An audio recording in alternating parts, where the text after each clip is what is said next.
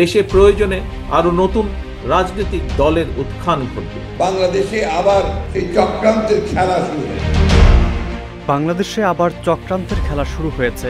বিএনপিকে ভেঙে ফেলার চেষ্টা বহুবার হয়েছে, কখনোই ভেঙে ফেলা সম্ভব হয়নি, এমনই মন্তব্য করেছেন বিএনপি মহাসচিব মির্জা ফখরুল ইসলাম আলমগীর। অন্যদিকে দলটির ভারপ্রাপ্ত চেয়ারম্যান তারেক রহমান দলের নেতাকর্মীদের অপপ্রচারে বিভ্রান্ত না হয়ে ধৈর্য ধারণের আহ্বান জানিয়ে নির্বাচনের জন্য মানসিক প্রস্তুতি নিতে বলেছেন। বুধবার সন্ধ্যায় রমনার ইঞ্জিনিয়ার্স ইনস্টিটিউশন মিলনায়তনে জাতীয়তাবাদী ছাত্র দলের ৪৬তম প্রতিষ্ঠা বার্ষিকীর আলোচনা সভায় মির্জা ফখরুল ইসলাম বলেন, কি করে যারা সত্যিকারের বাংলাদেশে বিশ্বাসী, যারা জোর গলায় বলতে পারে সবার আগে বাংলাদেশ, সেই দলকে, সেই নেতাকে তারা দূরে সরিয়ে রাখতে চাচ্ছে। এই চক্রান্ত বহুবার হয়েছে, আজকে আবার শুরু হয়েছে।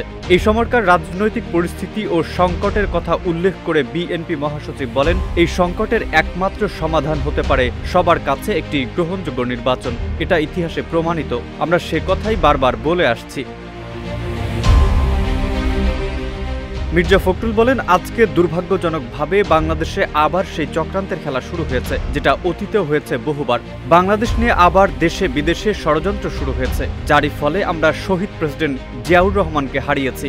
দেশনেত্রী বেগম খালেদা জিয়াকে ৬ বছর কারাগারে থাকতে হয়েছে, যার ফলে তারেক রহমানকে এখনো পর্যন্ত বিদেশে থাকতে হচ্ছে। এই চক্রান্ত আবার শুরু হয়েছে, এই ষড়যন্ত্র সফল হবে না বলে জানিয়ে বিএনপি মহাসচিব বলেন, আমরা পরিষ্কার ভাষায় বলতে চাই, বাংলাদেশের মানুষ কোনো দিনই তাদের চক্রান্ত সফল হতে দেবে না। বিএনপিকে ভেঙে ফেলার চেষ্টা বহুবার হয়েছে, কখনোই ভেঙে ফেলা সম্ভব হয়নি। বিগত তথাকথিত নির্বাচনের সময়ও চেষ্টা হয়েছে, একটা ছাড়া দুইটা লোককে তারা সরিয়ে নিতে পারেনি। কারণ বিএনপির যে রাজনীতি, এটা এদেশের মানুষের রাজনীতি। দেশের স্বাধীনতা, সার্বভৌমত্ব এবং গণতন্ত্র, এই তিনটি জিনিসের ওপর বিএনপির রাজনীতি মূল ভিত্তি।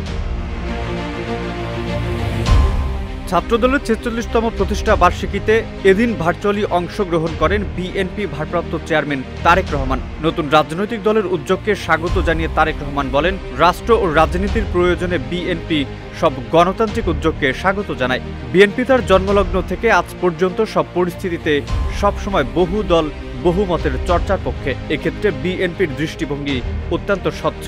জনগণ কোন রাজনৈতিক দলকে গ্রহণ করবে কিংবা বর্জন করবে, নির্বাচনের মাধ্যমে সেই রায় দেবে।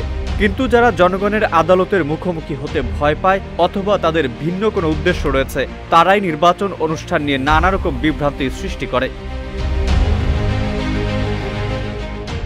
জনগণের প্রতি আহ্বান জানিয়ে বিএনপি ভারপ্রাপ্ত চেয়ারম্যান বলেন, আপনারা ধৈর্য হারাবেন না, নির্বাচনের জন্য মানসিক প্রস্তুতি নিতে থাকুন। নির্বাচন কমিশন তাদের উপর অর্পিত দায়িত্ব যথাযথ পালন করবে, এই বিশ্বাস রাখুন। দলের নেতাকর্মীদের উদ্দেশ্যে তারেক রহমান বলেন, আপনারা অপপ্রচারে বিভ্রান্ত হবেন না, বরং সতর্ক থাকবেন। নিজেরা এমন কোনো কাজে সম্পৃক্ত হবেন না যাতে কেউ অপপ্রচারে সুযোগ পায়। নিজেকে জনগণের আস্থায় রাখুন। তারেক রহমান বলেন, বিএনপি মনে করে রাষ্ট্র, রাজনীতি ও রাজনৈতিক দলের গুণগত পরিবর্তনের জন্য সংস্কার এবং নির্বাচন উভয়ই প্রয়োজন। বিদ্যমান ব্যবস্থাকে সময়োপযোগী করতে সংস্কার একটি অনিবার্য ধারাবাহিক প্রক্রিয়া। একইভাবে গণতান্ত্রিক ব্যবস্থাকে টেকসই এবং প্রাতিষ্ঠানিক রূপ দিতে নির্বাচনই সবচেয়ে গুরুত্বপূর্ণ ও কার্যকর পন্থা। নির্বাচন রাষ্ট্রের জনগণের ক্ষমতা নিশ্চিত করে বলেও মন্তব্য করেন তিনি বলেন, বিএনপি মনে করে রাষ্ট্রের জনগণের রাজনৈতিক এবং অর্থনৈতিক ক্ষমতা নিশ্চিত করা না গেলে গণতন্ত্র, মানবাধিকার কিংবা পুঁথিগত সংস্কার কিছুই টেকসই হয় না। মেহেদী হাসান, ইত্তেফাক।